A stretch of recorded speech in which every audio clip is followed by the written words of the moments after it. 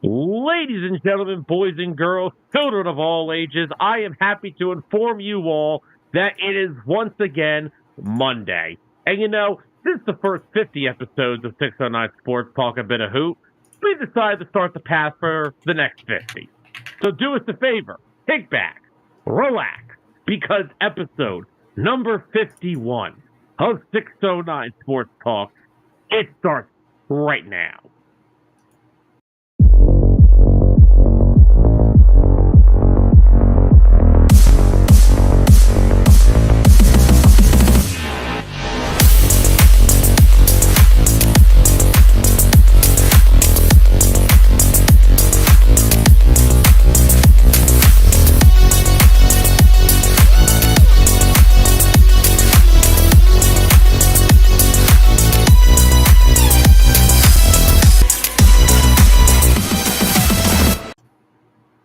And welcome in, everybody, back to episode number 51 of 609 Sports Talk, live here on Facebook, YouTube, and of course, you guys can catch every episode after it drops on Monday over on Spotify if you can't join us live. Of course, this is the show that unites fans, ignites debate, and that's about it.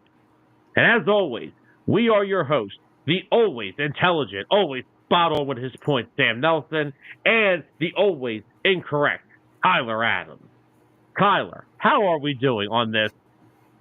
All right, let's start this over. All right, we're here to ignite fans and unite debate. And we're doing great on another Victory Monday. Well, first of all, if you walked outside today, you probably would have ignited into flames. So there could be some igniting out there because it is hot. Yep, very true. But anyway, let's get into the show tonight. First off, we want to thank everybody who came out last week and made episode number 50 so much fun. We were talking some football. We did a little bit of baseball at the end of the show with the Rafael Devers trade. We had a blast with you guys last week, and we want to thank you all for making episode 50 so fun. And now, the next one, the road to 100. Oh, yeah. But we have a little ways to go before then. We do have another little bit of a anniversary coming up in August because it actually falls around the same time. But we'll get to that when the time comes. But Tyler, tonight we're talking basketball. I know, man. It's only been since October. Probably not. I don't even know we were talking it back in October. Maybe September. Who knows? It's been a long time ago. It has. Well, let's get into it.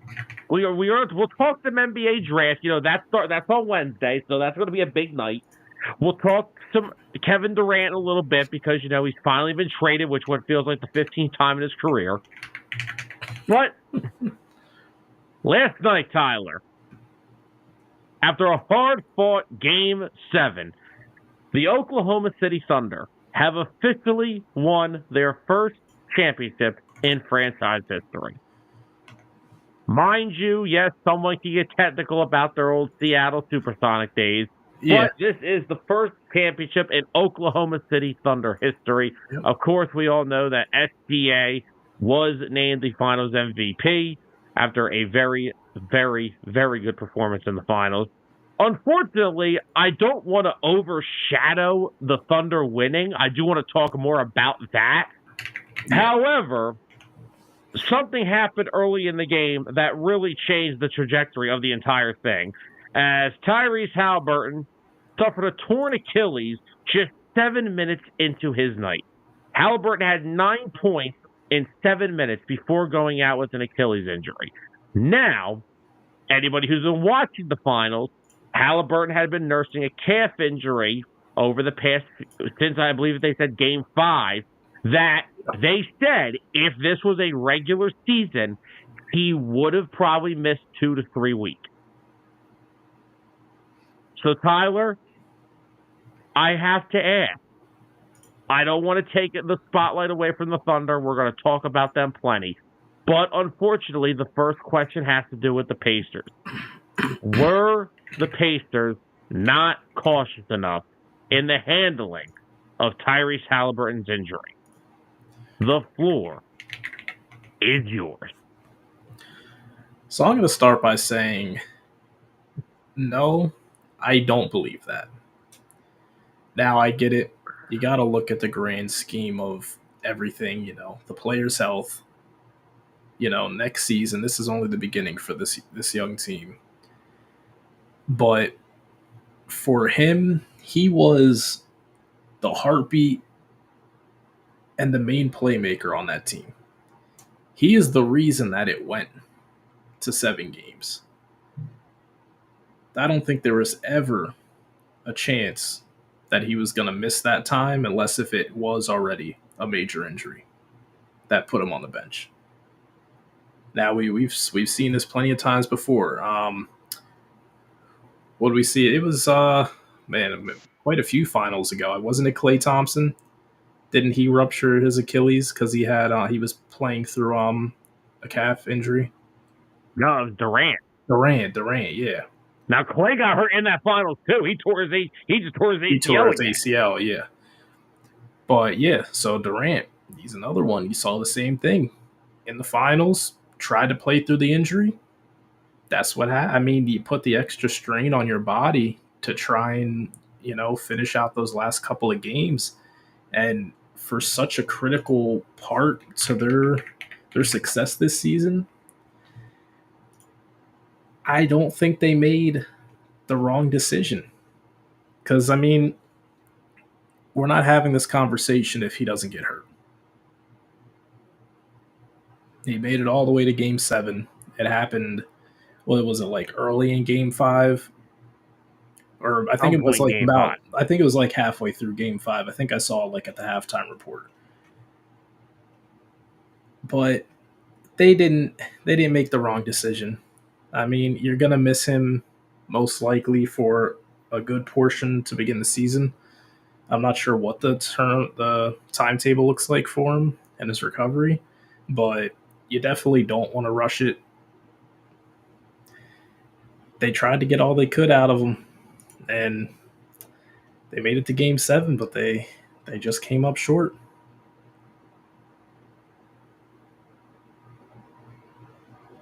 Yeah, I, for one, it's almost like a double-edged sword for the people saying they should have. Like, what do you want them to do? Because if they sit him in Game 6, they're going to lose. Yeah, and that's over. It doesn't go back to OKC. However, maybe you should have had him on bet, maybe more of a restriction in Game 6 to maybe not play him as much. Maybe that's where you could have went with this. But again, what would you have liked the Pacers to have done? There's really not much they could have done unless you're just you're basically waving the white flag. Yeah. Now, it's the fact that the finals has just ended and we are now in already late June. I don't know. He's probably not going to play most of next season. Yeah. I don't envision him playing until, like, if he's lucky, maybe after the All-Star weekend. If that. Yeah, if that. They could just have him just rehab the whole year, take the whole year off. Which sometimes is not the worst idea. Yeah. Because now here's the problem. Not only did you just go on what was one of the most Cinderella runs that the Pacers did, with the way that they performed up and down the entire postseason. Yep. Now the problem is, not only did you lose Halliburton in the finals, where if he does play the whole game, who knows what happened? Not saying that they would have won, but they would have had a better shot. There would have been a good chance because, I mean, they were hanging around in that game up until the fourth quarter, and then they just couldn't get any shots created, couldn't get anything to land, and OKC was just pulling away on them. Yeah, I mean, look, shout out to one of the greatest process era Sixers ever, TJ McConnell. He was doing all he could in them little legs of his, but he's not Tyrese Halliburton. Like, there's nothing that you're going to do that can replace that production on the fly in a game 7 like that. So I understand people saying that they should have done something better for Halliburton, but until somebody comes up with what that better should have been, what would you have liked them to have done? Yeah. And I mean, to get to a couple of Anthony's comments, the one that he just put recently was Halliburton shouldn't have played Game 6 after the injury. Again, if he doesn't play Game 6, that significantly decreases the odds of them winning that game. Because his presence on the floor is what got them to this position in the finals. So yeah, it's nice to look back in hindsight and say, oh, they shouldn't have did this, shouldn't have did that, but you got to look at it. They're playing with house money. They had a chance to go win an NBA championship. I don't think there's any team that's going to pass that up. Perfect example, like I brought up earlier, Kevin Durant. He wasn't going to pass up an opportunity to help his team win a championship. He also tore his Achilles in the process.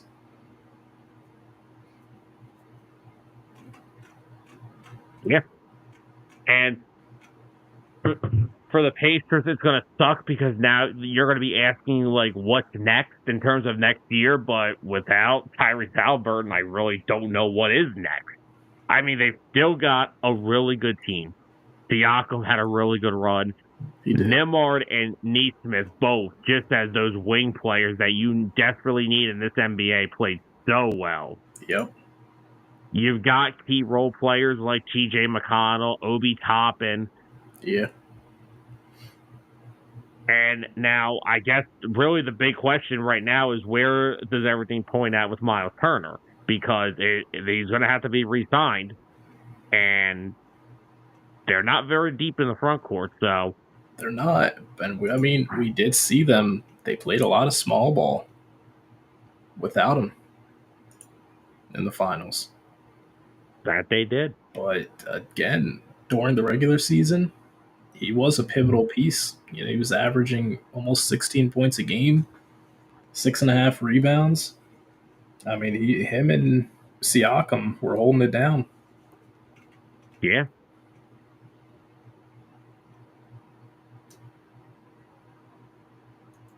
Now, hold on.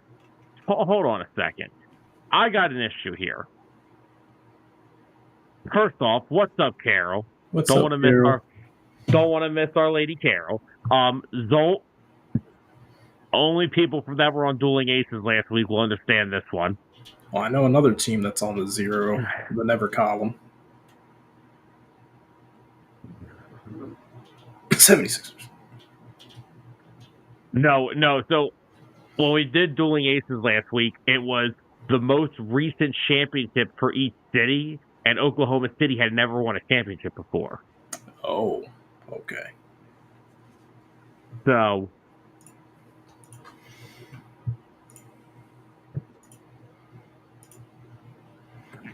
Anthony, Andrew Nembhard had 15 points last night. He had 17 in Game 6. He averaged like 12 points a game in the finals. What do you mean he did nothing? And Anthony, hold on. I got a bone to pick with you with your first comment.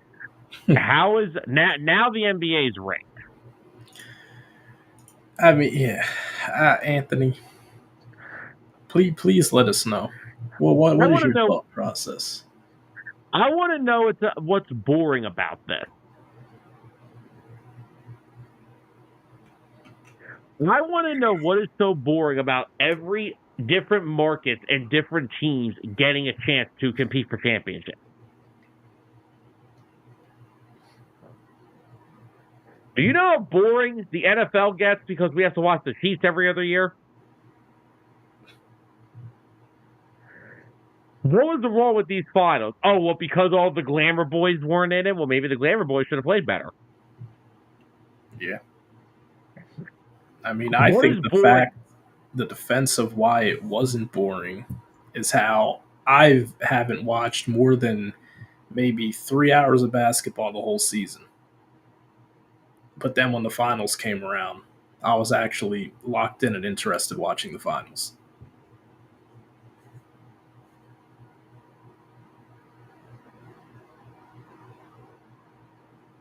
Well, Anthony, the problem is for them to win it in Game 5, they would have not had to have blown a double-digit lead in Game 1, which they did, and they would have had to have made better plays down the stretch in Game 3. I think what you're missing is how good the Pacers actually were. Oklahoma City just was a little bit better. Yeah. A lot of people look at how dominant the Thunder were out of the West this year and how the Pacers weren't the best team in the East. And obviously, the Eastern Conference is weaker than the Western. So I guess people just really thought that, they didn't belong there and they shouldn't have made it to a Game 7. But first, they earned that. And real quickly, what Zolt is saying here is going to fuel some talk for a few minutes from now.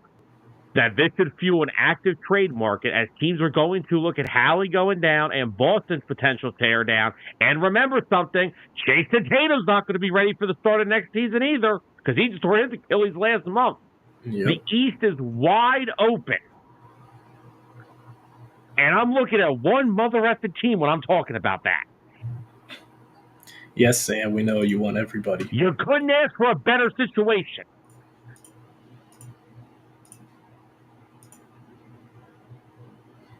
How about this? The Sixers can back off and let the Heat get somebody, all right? You had the chance, but you didn't want to give up Jaime Jaquez, who stinks, by the way. Whoa. He does not stink. All you had to do was literally give up either him, Jovic, Highsmith, or draft picks, and you could have got one of the best scorers in NBA history. But Pat Riley knows more than everybody. There's no way that they only would have just taken Highsmith and a couple of No. It's the fact that you refuse to include any of that at all in the trade. And that's what makes it a joke. Yeah. See you next year. Bam Adebayo ass out. Too good of a player for that organization. Bam is the heartbeat of that organization. You watch your mouth, Sam. Well, guess what? The heartbeat of that organization has been on life support since 2014.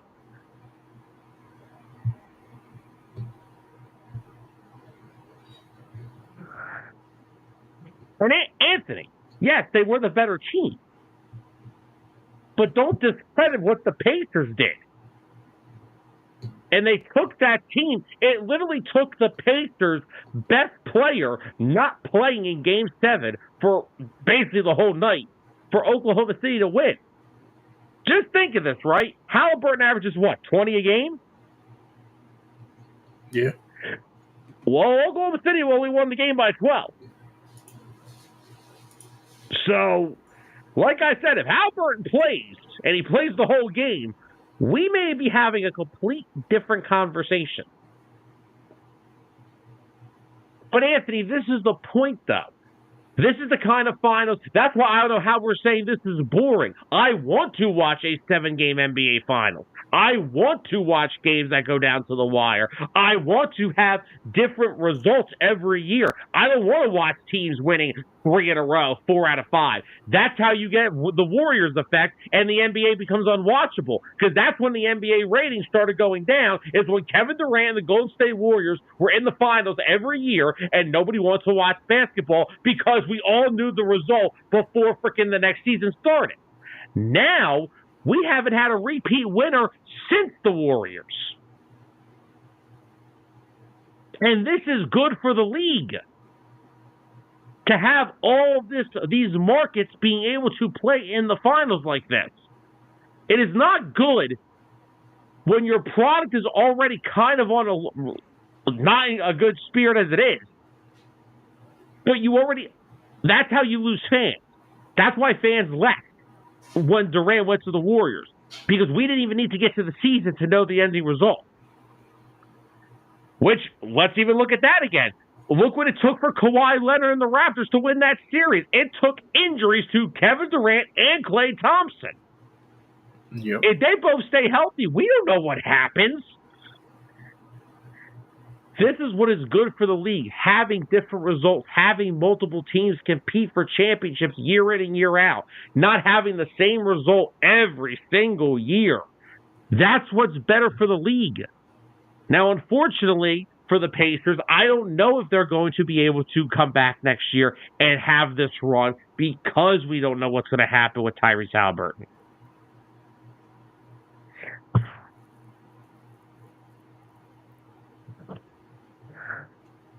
Anthony, I think Russell Westbrook would rather retire than go to the Golden State Warriors. Man, they're just going to turn into a retirement home soon. Yeah, well, they got to get younger.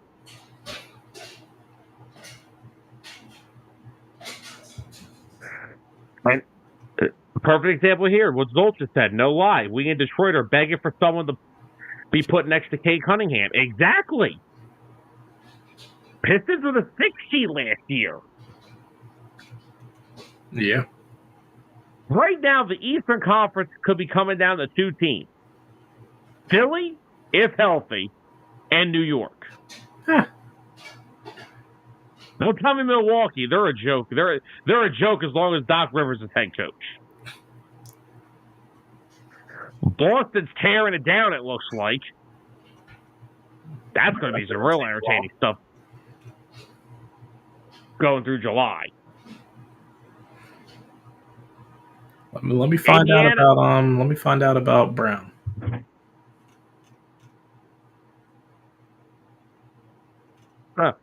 Speaking of NBA, I got some news. Right off the rip. Dallas Mavericks and center Daniel Gafford intends to sign a 3-year contract extension worth nearly $60 million. Wow, that's... Yeah. Gafford averaged a career-high 12 points last season and will team with Anthony Davis, Derek Lively, and Cooper Flagg. Thanks, Shan. Thanks. Yeah. Thanks for predicting what's already done. I would just love it if the Mavericks took Ace Bailey number 1. I just would love life. They already blew the relationship with Luka and had to trade him. I'm just saying, man. Do not curse them with that. They cursed themselves. They did. And maybe they don't deserve Cooper Flagg because of that. But man, you didn't have to go there. They don't deserve any of that. Cooper Flagg doesn't deserve to have to deal with that stuff. But in regards to the Pacers, I love the run they went on.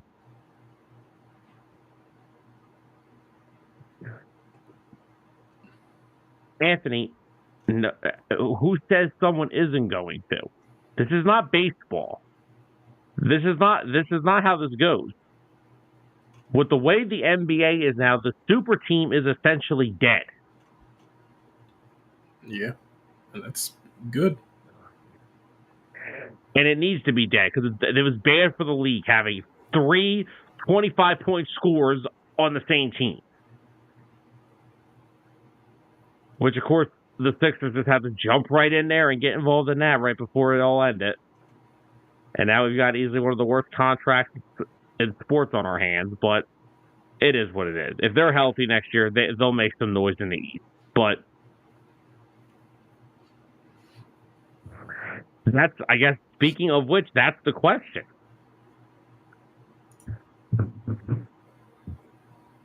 Oh, Anthony, they're trading somebody, but it ain't Devin Booker. We know who's getting moved off that team. Bradley Beal. Without a doubt. There you go, Tyler. There's your boy. Go get him. Yeah, I said hell no last year, and that still stands. That hasn't changed. Yeah, they probably would ask for some draft picks, second-round picks, and Pat Riley would want to part with those. I don't need a washed up Bradley Beal.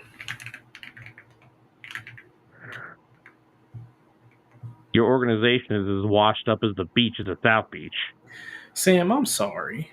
With all the players that you clowned on, the Jovic, Highsmith, and all that, they all played a role in getting through the play-in tournament to get an 8th seed. Yes, because that is What the the hell did ultimate the goal, 76ers Tyler. do, huh? Get a bunch of extra ice packs for everybody? Okay.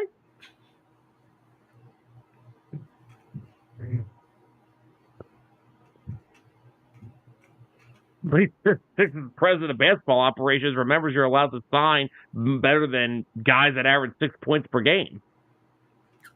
Hey, man, he's waiting for the right opportunity.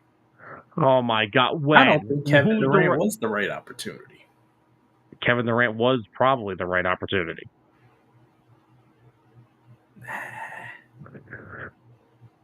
We're trading for Devin Booker.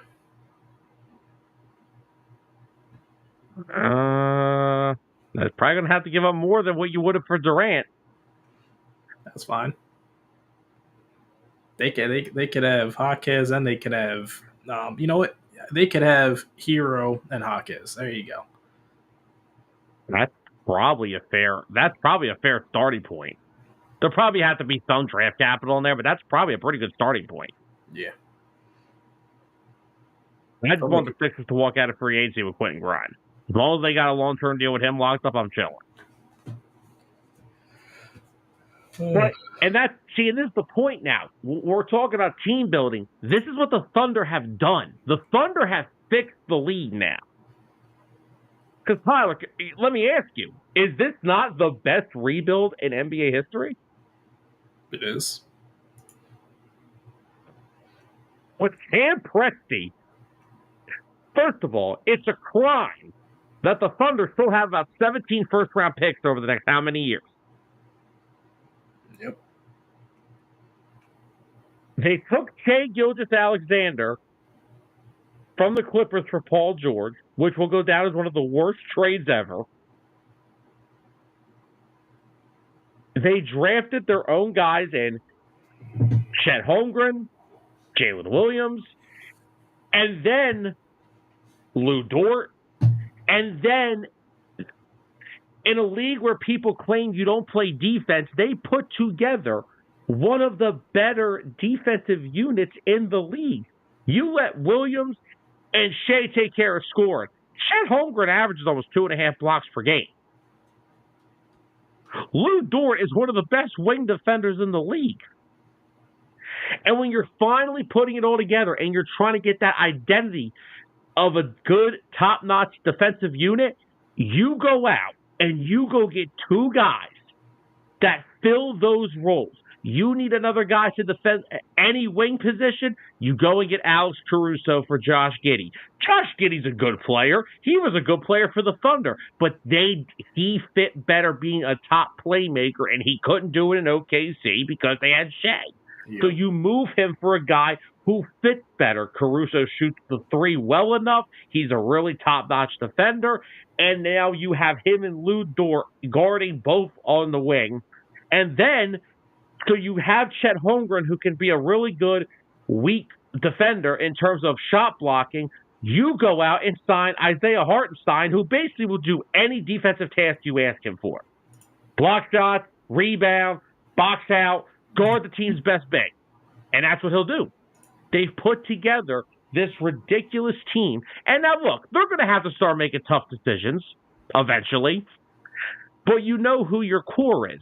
It's Holmgren, Williams, and Shea. As long as those three are in place, the Thunder may have a chance to win a couple rings. Oh, yeah. Now, I'm not calling them the Golden State Warriors. They don't play like the Warriors. They don't have the Warriors shooting. None of them are. There ain't no shooters like that over there like they had in Golden State. But I don't think they're going to ring off 3-4 in a row. I think they could win maybe like the Spurs. But that's the point, though. Look at the Spurs. They recognized the four guys, soon to be three guys. Now, the Admiral was on his way out in 99. That was kind of the end of his run. But from 2000 to 2014, The Spurs won what? 3 championships or 4? Yeah. Well, I don't. Was it 4? May have been 4.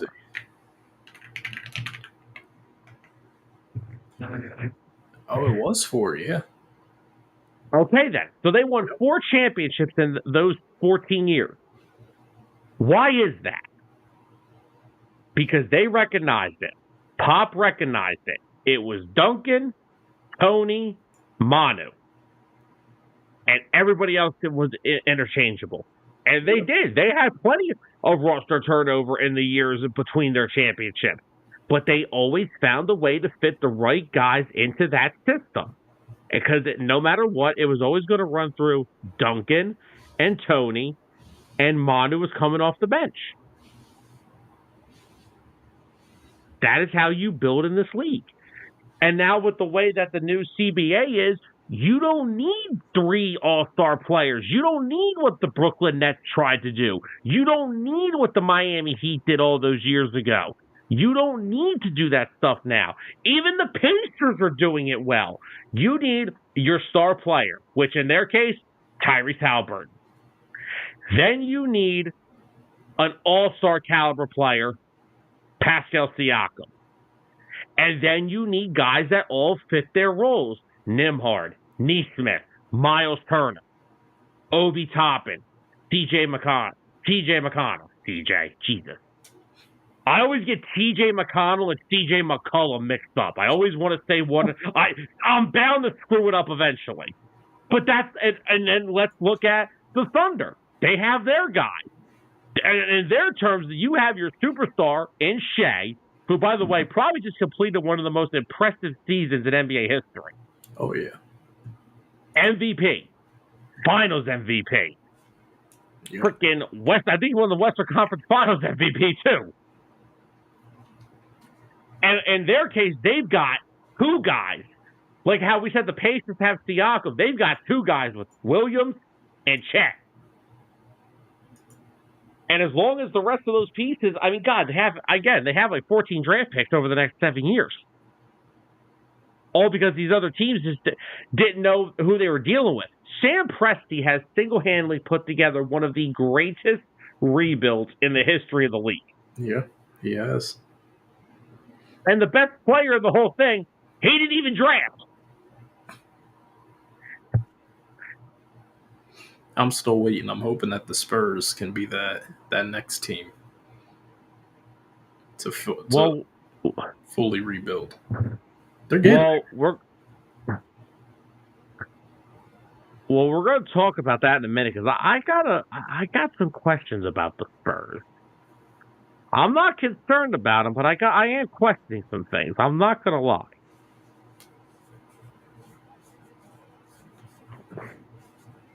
So, real quickly, Anthony said that I think KD went to the Rockets because Houston had a better trade return, but a good fit for him was the Spurs. Now Houston doesn't have a defensive player.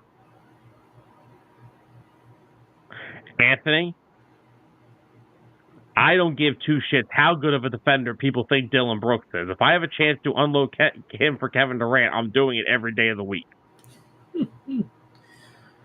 Yeah, let's see how many points Dillon Brooks will stop or how many points Kevin Durant will score. Kevin Durant's not a terrible defender either. He's just an older player now. Yeah.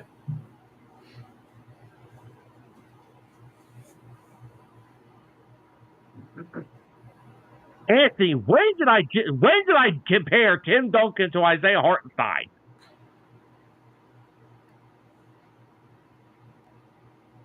Yeah, I don't think that happened because if I heard him say that, I probably would have yelled at him for like 3 minutes straight. Anthony, I've compared the Spurs to the Thunder in terms of they had their 3 guys each. The Spurs had Duncan, Tony Parker, Manu Ginobili. The Thunder have Shea, Williams, and Chet Holmgren. And everybody else has everyone else had their interchangeable parts. The Spurs had guys like Danny Green. The Thunder have Isaiah Hartenstein. I never compared Isaiah Hartenstein to Tim Duncan. That's an insult to Tim Duncan every day of the week and twice on Sunday and 3 times the next Monday. Oh my God! Who in their right mind would compare that? But no, what I was saying was I'm comparing the three of who OKC has and who the Spurs had. But no, I think we're in this era now where all these dream teams and big threes and super teams, it's kind of over. And Yeah. I don't know what your thoughts on it are, Tyler, but I think it's good for the league. I think it is good for the league. What really killed it was KD going to the Warriors. Like, I get it. Everyone hated the Miami Heat super team. I mean, it was only three guys, and Chris Bosh ended up being more of a role player than anything. Yeah, like by the time Ray Allen went to the Heat, he was 37 years old. Yeah, had the most iconic moment, probably is probably top 5 in finals moments. The shot from the corner. Save LeBron James's legacy. I'll tell you that much. Yeah, you're not wrong. But yeah, I mean, they really it wasn't a bad look for the league when they did it. It was just a new look, but definitely what the Warriors did with Kevin Durant and then Kevin Durant trying to go and do it with Brooklyn, that it started to get out of hand. People didn't like to see it. You know? But no, like the thing, if you go back and look at those Heat teams that did it, oh yes, they had LeBron James. Nobody ever wants to remember about the things that took place after he got there. Dwayne Wade was not Dwayne Wade after LeBron James got there. Nope. They were barely getting 60 games out of Dwayne because his knees were that bad. Mm-hmm. Like you said, Bosh, all right, his scoring went down a little. He was averaging, instead of averaging 22 a game like he did in Toronto, he was averaging 16. And he was also playing center, which that was also an episode almost every night because, no offense to Chris Bosh, I'll give him credit. He gave opposing centers fits offensively because he could shoot the three, but he was a stick. Yep, he was. But I mean, who would you have said was the fourth best player on those Heat teams? Fourth best player? God. Mario Chalmers? I don't know. I think it may have been Rio. It could have been. I'd say, as far as a scoring option, Ray Allen when he got there. But I guess overall, I would probably say Chalmers. Again, they just had a bunch of really good role players. They had Ray Allen. They had Mike Miller whenever he was able to stand up straight. And when he was able to stand up straight, that shot was down. Shane Battier. Oh, God. I forgot about Shane Battier. Oh, man. You got Birdman. Still, Birdman, great role-playing center. Just gritty on defense, gritty on the boards, offensive and defensive. That's it. Couldn't shoot. Pretty poor from the free throw line. But, man. And now, don't forget, good old UD. I was just going to bring that up. Don't forget Udonis Haslem now. He's a Heat legend. I will point out, though, that Udonis Haslem was, with dreads was better than the fro. Whatever.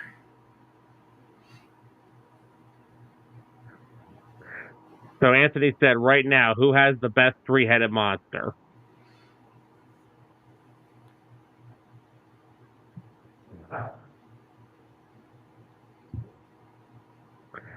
I mean, there ain't many of them. Oh, man. Would it not be the team that just won the whole thing? Probably. I mean, they got to be a favorite. I mean, just you saw how well they played together. I got a good one for you. The Lakers with Luka and LeBron and Bronny. I was going to say, does it even matter who you put it? If it's a three-headed monster, those two alone can seal the deal. If healthy, the 76ers. But there's a lot of question marks there. That's the problem. The Sixers should be the number one answer on this for this question, but I can't do it. Celtics one healthy, Tatum, Brown, and I'm putting Drew. Oh, the hell with Porzingis. I'm putting Drew Holiday. Yeah, Porzingis ain't a bad option either. Derek White's another one. Yeah. What about I think the Knicks? All right, so who's the third? That's a good question, though. I don't know if I would put Bridges or Hart as their third. Did OG Anunoby just not retire that I'm aware of? That's all right. Well, if we're picking between the two you said, I'm picking Mikal Bridges. Come on now. But no, those three, that's another good option.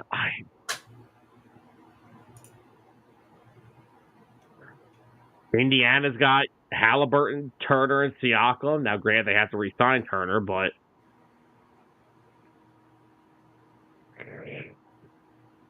these are good questions. What about Denver? Denver? You got Murray, Joker, and then pick your poison. Do you go Aaron Gordon or do you go Michael Porter Jr.?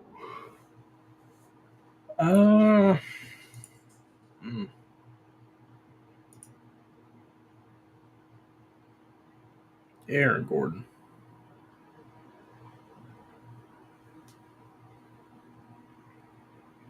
Good point from Anthony. Cleveland, Mitchell, Garland, Mobley. Yeah. There's some interesting ones. A lot of interesting ones. But outside of that, I mean, I don't know.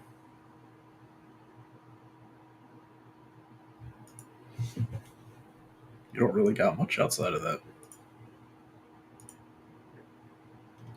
We have Tyler. You have any more thoughts on the finals?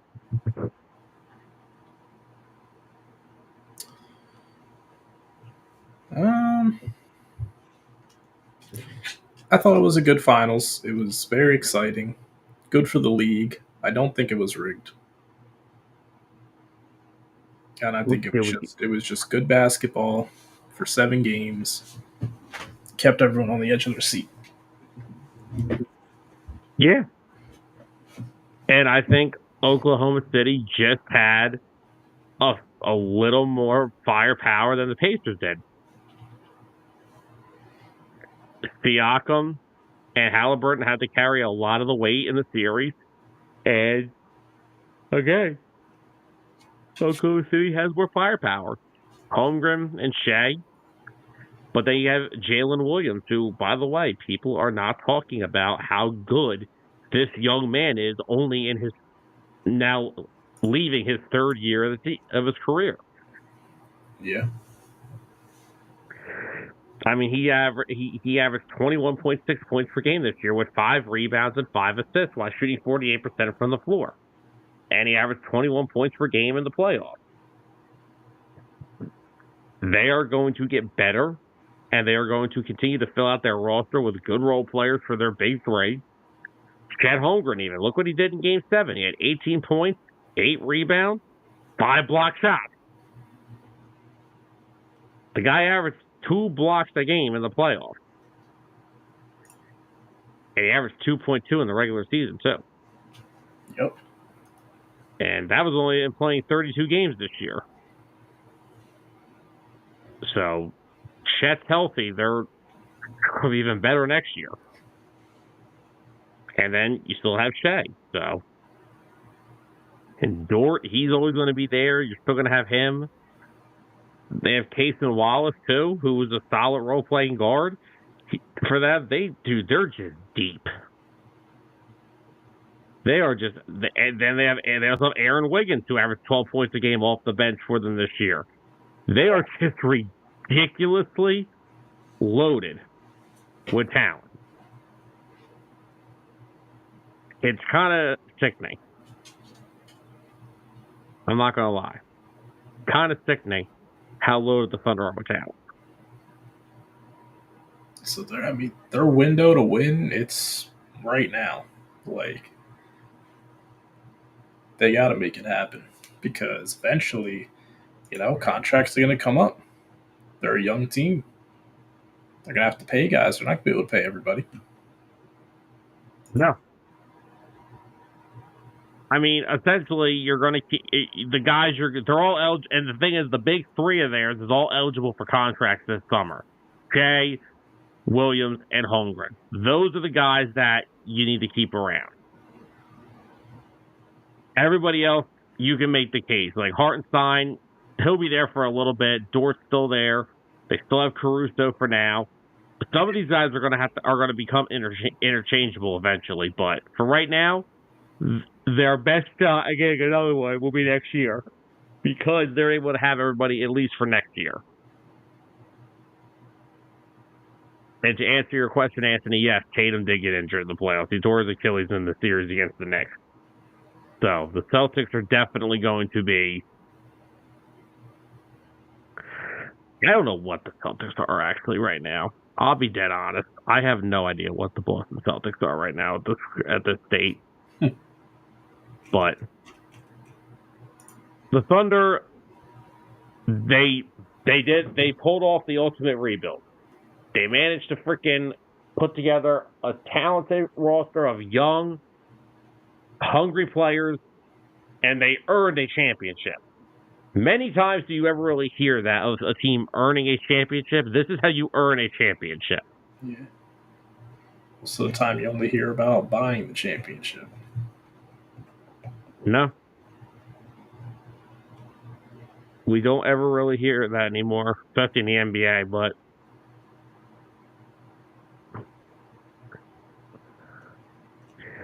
it was an entertaining finals. I hope Halliburton gets back on the floor sooner rather than later, and I think the Pacers could be there again. They just have to get healthy. Yeah, they gotta. I mean, they could have a shot in the postseason next year. They just gotta weather the storm without Halliburton and hope that they could get it back at some point close to the All-Star break. Yeah.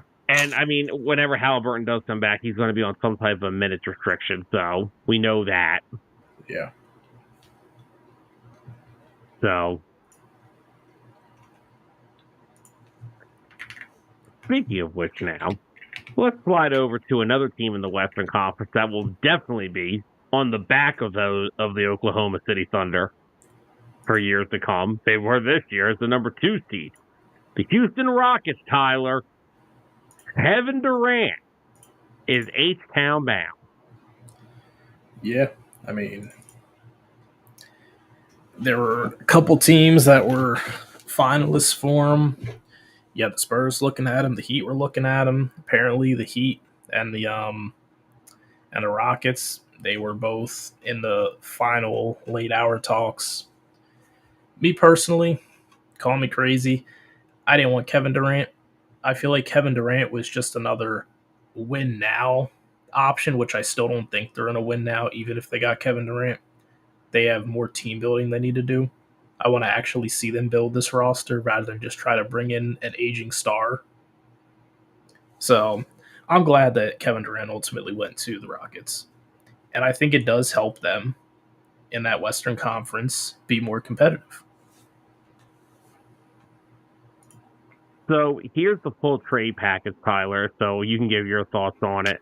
I'll let you go first. The full package is Kevin Durant goes to the Rockets.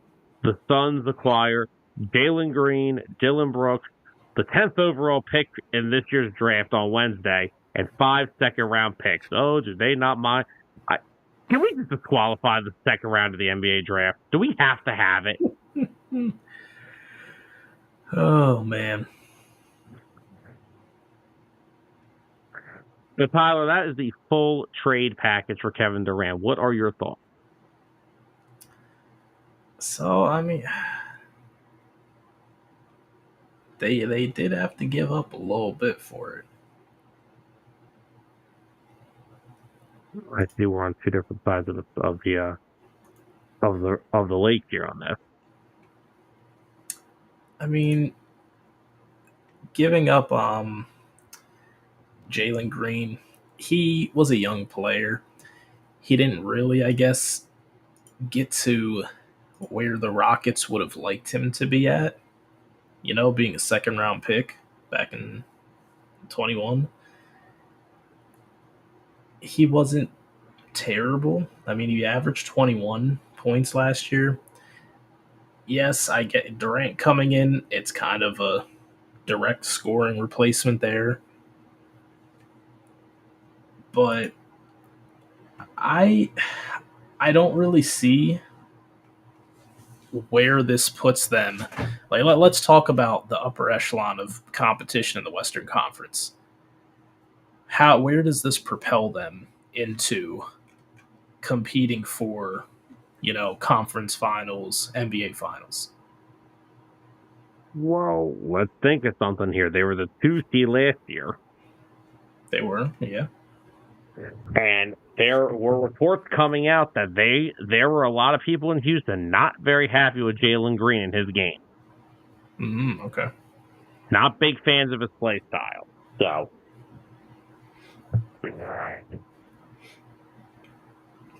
yeah, I mean, taking out and Green, then putting in Kevin Durant, you got a center who averages 19 points a game. don't even. Yeah, I was like, come on, Tyler. You know you want to try that name. You got Alperen Sengun. There you go. Say that 3 times. Alperen Sengun, Alperen Sengun, Alperen Sengun. There you go. Good job.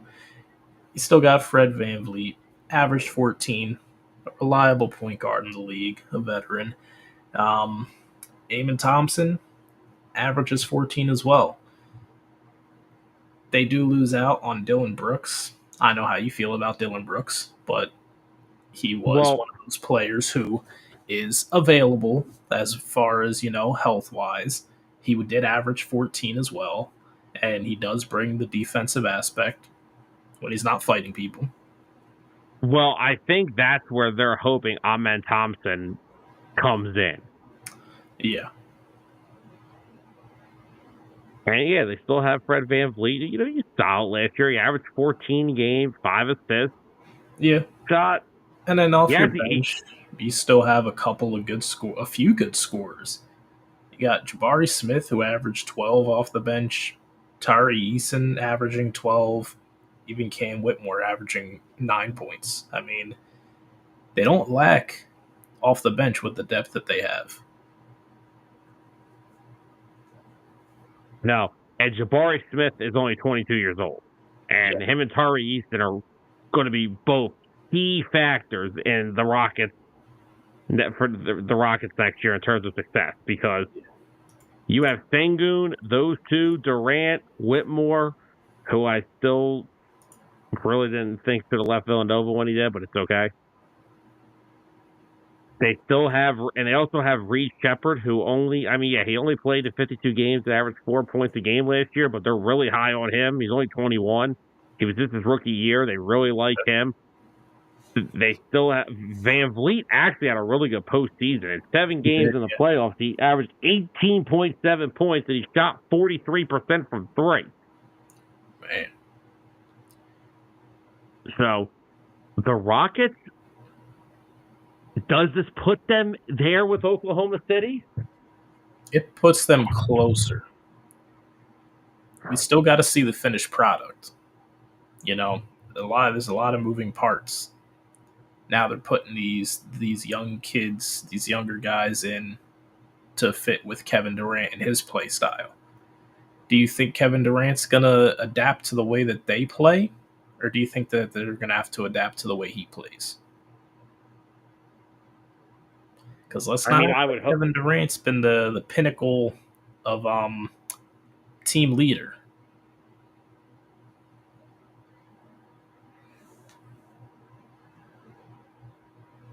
Yeah, that's definitely never been his strength in his career. But the only thing I'm gonna say is I hope this is it for the Rockets. You don't need to go out and go. Don't make another trade for like a Giannis. Keep this group together. I think this group, just with Kevin Durant, and if you want to add a couple fill-ins, a couple role players here and there, that's fine too. But you don't need any more. You have Sengun, Van Vliet, Durant, Easton, Smith. They're building a young core in Houston. Yeah. And they didn't give up much for it. And now there's going to be some more minutes to give out to these guys who were averaging, 12 points off the bench with Dylan Brooks gone. Yeah. Real quickly, Anthony said a few minutes ago that the trade was like a Rafael Devers trade. Dump the money and get nobody. Oh, well, that's Anthony. That's not true. Jalen Green can score the ball. Yeah, he can. Now, having him on a team with Devin Booker, who's playing the point guard position is on that team? Man, they're still wishing they had Campaign, huh? Remember those days? Right. I think they're still wishing they had Chris Paul. Oh, yeah, that'd be nice, right? I don't know why the Suns had to go and get Kevin Durant when they did. They just made the finals. Mm-hmm. They had a good chemistry with Chris Paul and Devin Booker. They both knew what their role was on the team. I don't understand why they went and did that. And then why they had to go out and get Bradley Beal, I'll never understand. It's Bradley Beal, man. Bradley Beal's only career highlight is when he leads a 38-win Wizards team to the play-in, and the guy gets traded for. Zolt said, remember, not only does the NBA have a useless second round, they do it all on a second. Oh, my God. Zolt, the NBA second round has been useless for like 2 decades. And Anthony said that my co-star is just mad that KD didn't go to the Heat. Oh, boy. Hold on, Anthony. Did I not make it clear before I started this segment that I did not want them to trade for him? It would have set us back. Let's think what we would have had to give up, right? Guaranteed. The Suns probably wanted Tyler Hero and probably either Jovic or Hawkins. Plus, what was it? They got a first rounder? For Durant, yeah, the 10th. Yeah, the 10th overall pick. 10th overall pick. A first rounder. That would have set the Heat back even more years than they might already be set back. I don't need an aging Kevin Durant. Yeah, he averaged 26 points per game last year. That's great. I want to get some young players who can transcend into that same role. I like the way that they've been drafting these past couple of years. Getting Kel'el Ware last year, he had a really good first year with them as a backup center off the bench. That was another name that the Suns apparently wanted. If the Suns got him, the Suns might actually have been in a really good position. If they got him and Hero to put on that team, Suns might have had a better chance next year. But no, I don't want no more aging stars. I'm done with it. Jimmy was cool. Jimmy poured his heart into the time that he was with the Heat, except for last season. Last season he gave up, but he did a lot for the team. Never gonna hate on him for that. But man, Anthony, they would have been even further back. There's no way that it would have been good for them to give up that many players. No, this would have set them back. Take the couple of years, multiply it by like 3. They would have been set back for like the next half a decade. I don't want to sit through that. I like what they're doing, building with the young guys. Tyler Hero had one of the best years last year. I don't think he's the face of the team at all, but he's a solid star to have next to a main player. They still need that main player. But that wasn't going to be Kevin Durant, because guess what? If Kevin Durant became a Miami Heat player, Tyler Hero was not going to be one. There is probably not a single scenario where he would have been on the team and Kevin Durant at the same time. No, because you would have to start the trade package with something. Yeah. And look, this is the point. The Rockets had something that a lot of these teams did, and that was a young, proven scorer that they could flip to the Suns for Kevin Durant. Yep.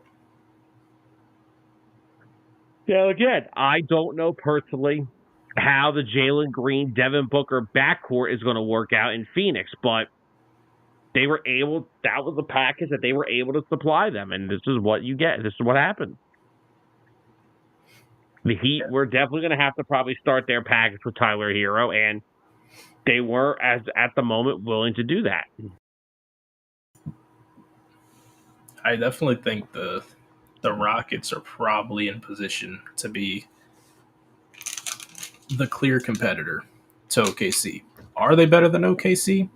Still can't answer that, because we got to see how the team chemistry builds out. The only other team I could see right now would be Denver. Yeah, a lot of people, they kind of just push Denver to the side. Like, okay, had fun playing with you for a year. And then it's That's over. the point now. That all these teams now, there's no more repeat winners, so it's really, all right, we're done. You were the hot topic then, now it's on to the next. Yeah. But Tyler, if you had to grade the trade for both sides, how would you grade the Kevin Durant trade?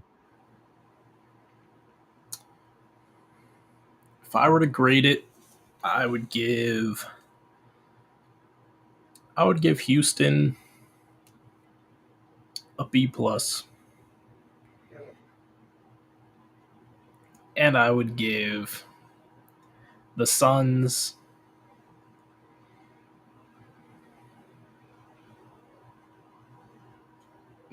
C plus, maybe B minus.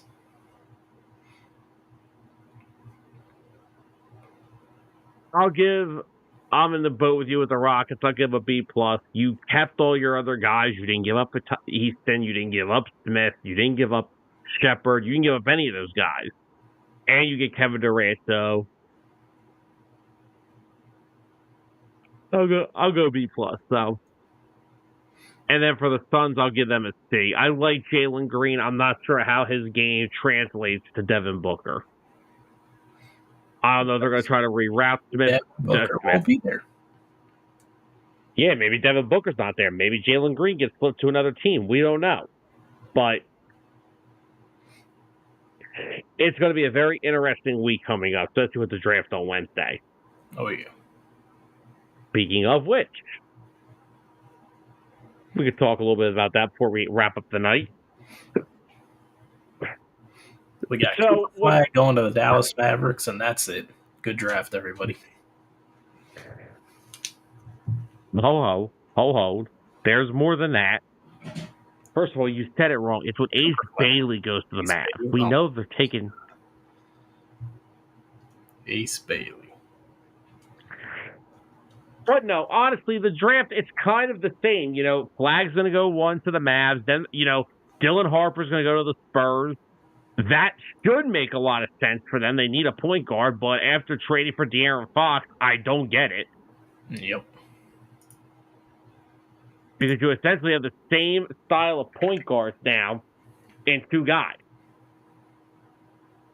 Because Fox is not a shooter, and Harper's not that much better of a shooter. Harper only shot 33% from 3 at Rutgers last year. I think Harper's a little bit of a better prospect than Bailey. Can we just point out how the heck did Rutgers not make the damn tournament last year? I was shocked. when you mentioned that to me, I was like, how do they got 2 guys projected in the top 10 and they didn't make the tournament? Like, that's absurd. Did they win games? Did they just not win games? They did. They didn't win enough games. Jesus. What's up, Dalton? What's up, Dalton? Of course, that's Dalton's our friend from the 302 Birds podcast. You can catch them every Wednesday night. And whenever there is a Philly sports game, catch them afterwards. Anthony says, so we're not going to talk about the Lakers selling ownership because they can't stand the Heat. Anthony, the Lakers have to actually win something for us to talk about them. Yeah. And besides, it's not even going into effect yet. Jeannie Buss is still the team governor. Like, it don't matter. I will say that I am mad at the fact that the Dodgers owner has them now, because now spending money will not be an issue. But in terms of this draft, I think, and I'm glad that Dalton's in here and just tuned into us here, because this is actually a good spot for him. The draft doesn't start until we are at number 3. And the question is, what in the HE double hockey sticks do the Sixers do at 3? Huh. 76ers. I can honestly see them.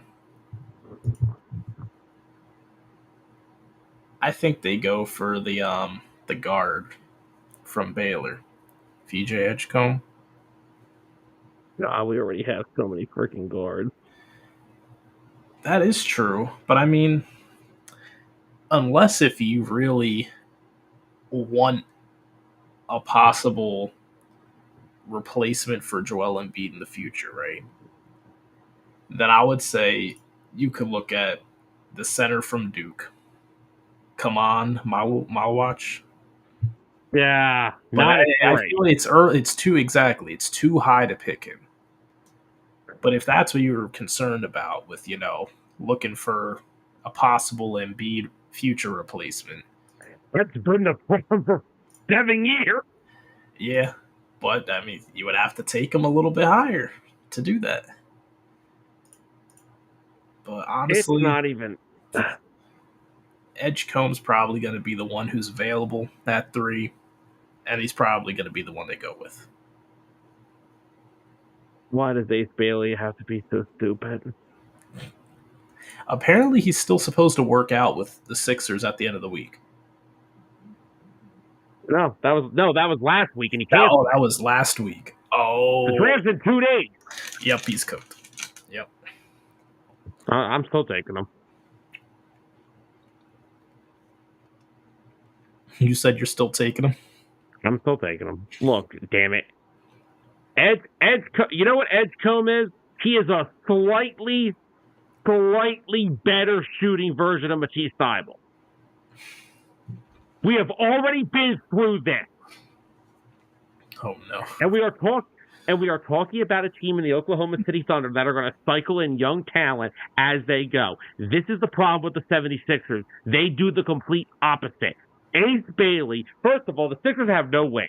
They have got one wing player that is worth a damn thing in the NBA. They need to figure out what they are doing. Edgecombe, he'll be fine, I guess. Like, he'll play. He's a safe pick. Oh, he interviews well. Wow, great. Another Bryce Young scholar. Another scholar in my locker room that'll stink. Oh no. Sam doesn't want scholars. Sam wants the guys who don't want to come work out for you. No, I want guys that put the damn ball in the basket. So you're viewing Ace Bailey as a poor man's Allen Iverson. Ace Bailey's not even a guard. What are you talking about? But I'm talking about like the how, AI didn't like to practice. Ace Bailey doesn't want to work out. Well, first of all, I'm sticking to. It's not just a Sixers thing with Ace Bailey. He hasn't worked out for anybody. Oh yeah, I know. He refused. Which I don't know. I don't know. He just said y'all are gonna have to take a chance on me. I'm a mystery box. I don't know who his camp thinks. What strategic approach they took to this draft. Who knows? And maybe you're right. Maybe the Mavs do want to see what he's all about, and they take him number 1. Look, if I'm going to go draft another guard, you might as well just go get Trey Johnson from Texas. I looked at him a little bit. He's pretty solid. He's an intriguing prospect. I like him. The problem is, look, if you're the 76ers, right, you're clearly running it back for the 50th time in franchise history. That should be the Sixers banners inside the Xfinity Mobile Arena now it's called. Yeah. Oh, that's what it's renamed to, the Xfinity Mobile Arena. That makes They sense. They just hang the banner 2024, 2025. We ran it back. We ran it back. But no, seriously. Let's just say this, okay? If healthy, there's not many teams that in the East that are going to compete over those three. All I'm telling you now, you have the number 3 overall pick in the draft. Whether it's Edgecombe, whether it's Bailey, whether it's freaking Johnson, I don't care.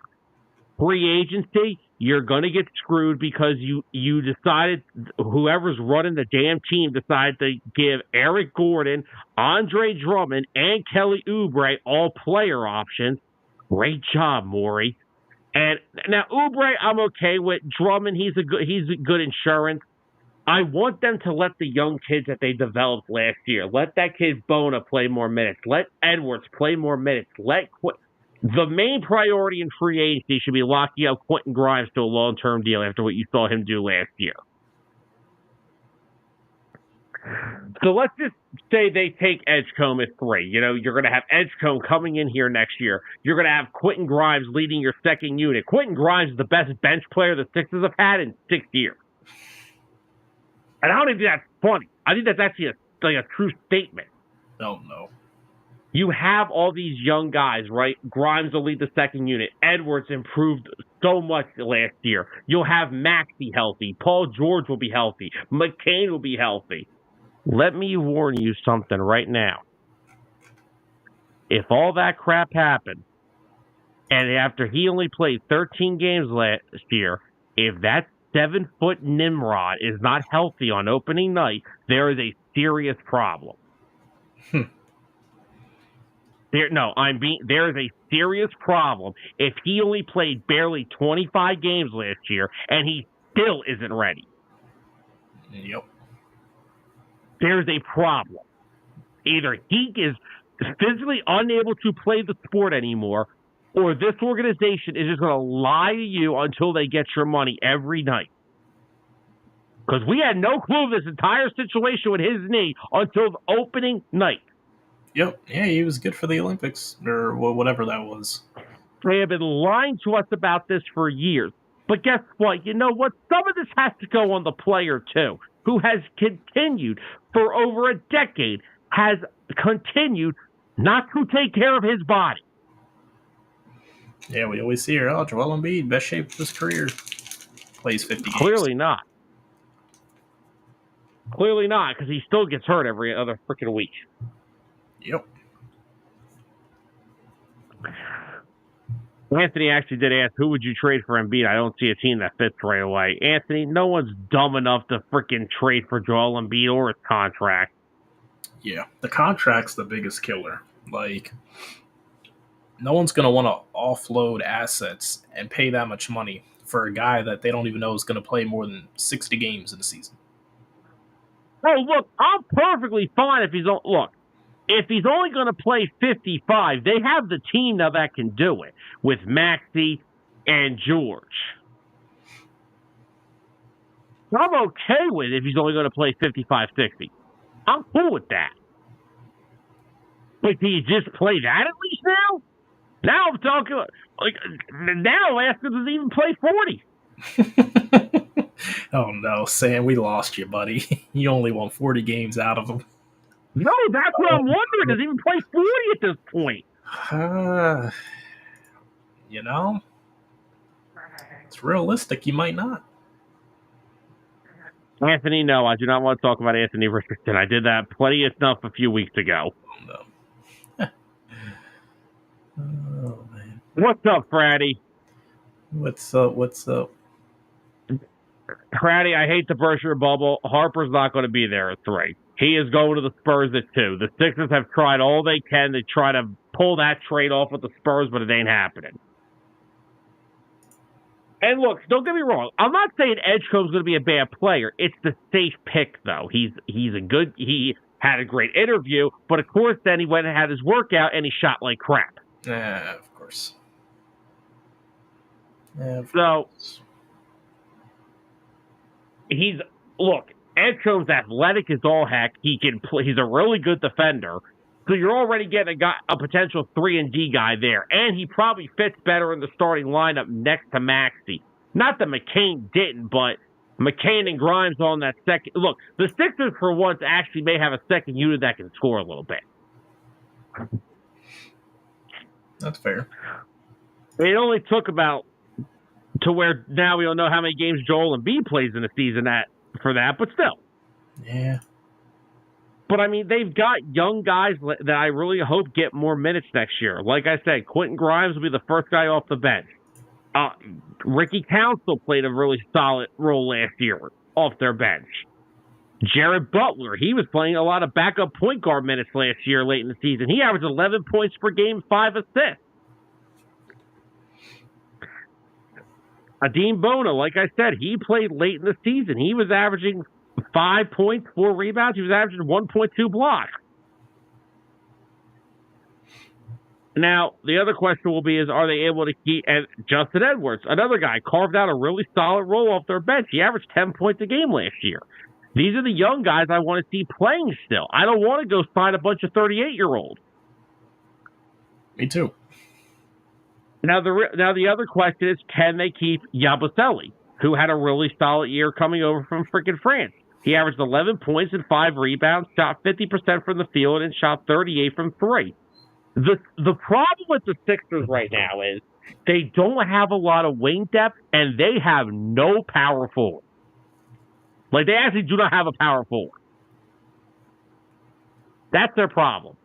That is why you need a power forward. Do I have a prospect for you? they need wings that can shoot and some front court depth. They don't need more guards. That's what drives me nuts. The Sixers have a chance to have the steal of the draft by taking power forward Noah Esenge, who is currently playing in the German League finals.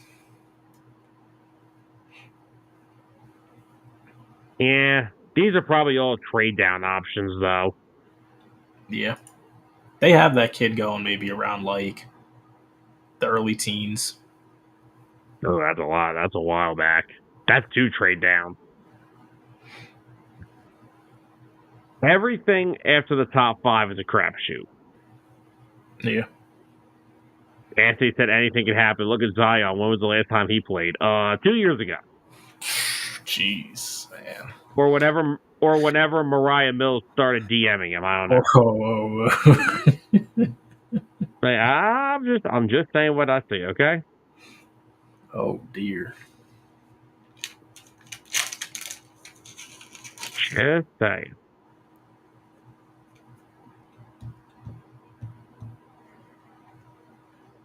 But personally, if I'm the Sixers, I want them to take Ace Bailey. I know they're not going to. They're going to take Edgecombe, and I'm fine with it. He'll be a fine player. It's just they need some damn difference makers, man. Like, they need some absolute difference makers on this team. And I personally think that if they took Ace Bailey, you put him right there in the middle of it. Now, apparently, another thing with Ace Bailey is he wants the one-way ticket to stardom in terms of minutes and touches per game. Good luck playing on the Wizards, buddy. Yeah, because that's not going to happen on the Sixers. Well, yeah, because here's the thing, Tyler. The Sixers are not your necessary. They're not your team that is going to pick third in the draft a year from now. Yeah. Like, if Joel Embiid is healthy... Oh, no, they're another 20-game season from Joel Embiid from being in that spot again. And that would be the last time you see him in Philadelphia. Look, at the end of the day, can we just come up with a take that's not so hot? We overrate Joel Embiid in this city. He is, yeah. They overrate this guy. Look, I love the guy. He's trust the process and all the freaking and one animation. The guy has not gotten out of the second round in his career yet. The guy cannot play half the games because he has refused to take care of his body physically for a decade. You clamor this guy like he's like they're like, oh, he's Hakeem Olajuwon who can shoot. Don't ever disrespect Hakeem Olajuwon like that. I got an interesting one for you. What team do you think is going to draft Canupo? Is that the other Duke kid? Yeah. He's a damn good shooter. He is. 6'7" guard. See, that's another. See, if the Sixers traded down, I wouldn't mind that either.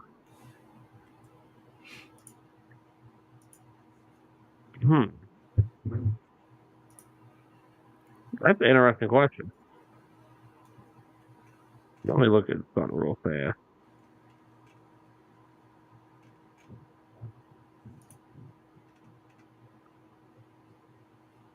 I mean,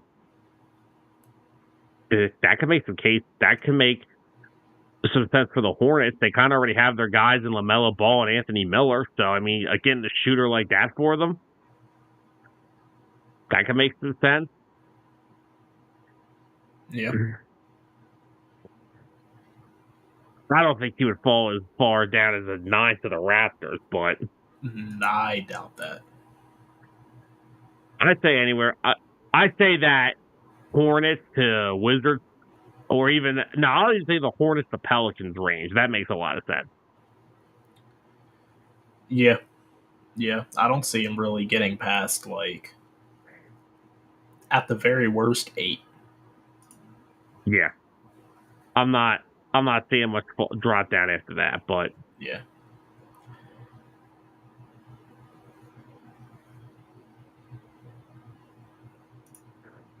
All I know is that whoever gets Trey Johnson in the trade is getting a kid that's going to walk in and average 20. I think the kid can shoot. He can shoot. He can attack. He can score from all areas on the court. He's got to work on some things defensively, but the kid he can score the ball. He can score the ball no matter what. You think the Jazz are a solid landing spot for him?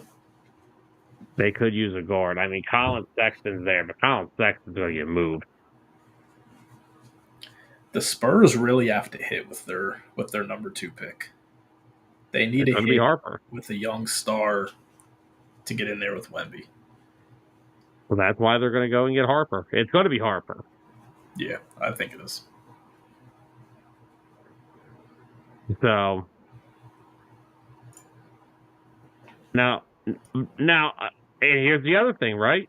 I'll tell you right now, if they were able to, when they draft Harper, because they're going to draft him, I wouldn't be surprised if they look to unload Fox.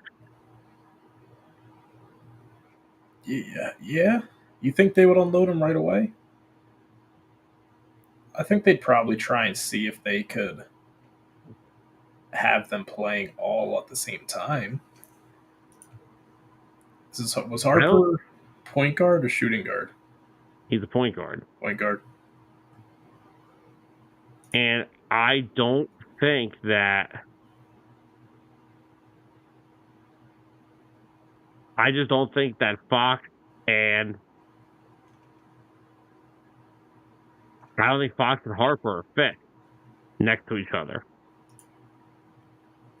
Yeah, their play styles would probably clash. Because neither of them are good shooters. I mean, they're not god-awful, but, just looking at De'Aaron Fox last year, he shot, 32% from 3? Okay. And Harper, if I'm not mistaken, Harper shot 33%. So, okay. Harper is the long-term option. That's what the Spurs are in need of. They need a point guard. They've got Wemby. They have Castle, they have Vestal, and they have Keldon Johnson. They have their wings. They have their big superstar in the middle. Now you need a point guard. Yeah. Chris Paul was cute. He's 39 years old. Yeah. He's not the same aging Chris Paul that you could still get like 14 points per game out of. Absolutely not. Like, if this wasn't even Golden State Warriors, Chris Paul.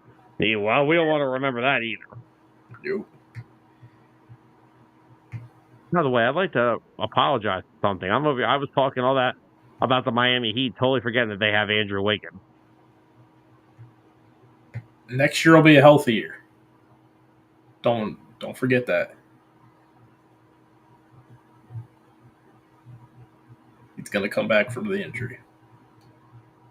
I don't even know what number injury he's on. Who, Andrew Wiggins? Yeah. All I know, before he got hurt, he averaged like 17 the game before he got hurt. When did he get hurt? Oh, it was early in the season. I think he only played like 14 games, something like that. Hold on, let me see. He played 43. Wait, what?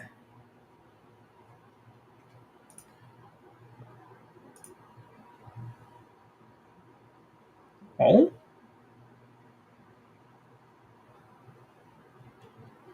Are you looking at the same thing I'm looking at? What are you looking at? Wait, oh, never mind. He got traded. Yeah, that's what I'm saying. I forgot he was traded to the Heat this year. Yeah. He was in the Jimmy trade. All right, so you got Wiggins and Bam and Hero.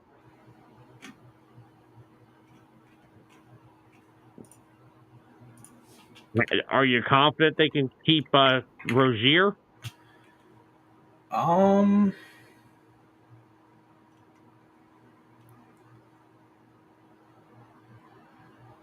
Honestly, I'm not sure. But we also got Davion Mitchell last year in a trade as well. Yeah.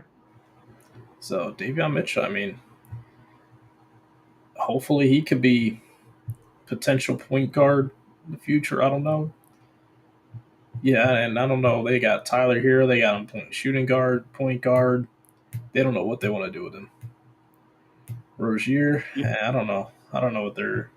He's a very expensive bench player right now. Yeah, and he's not coming off a great year. Yeah, not at all. So, I mean, they got Davion Mitchell kind of late. I'm hoping that he can provide a spark for them. But now they gotta hit with somebody in the draft. And it sucks they picked 20. Oh boy. Yep, that's what happens when you win the play-in. But it's okay because you still got Duncan Robinson. Oh, thanks, Sam. Thanks for reminding me. Miami runs on Duncan.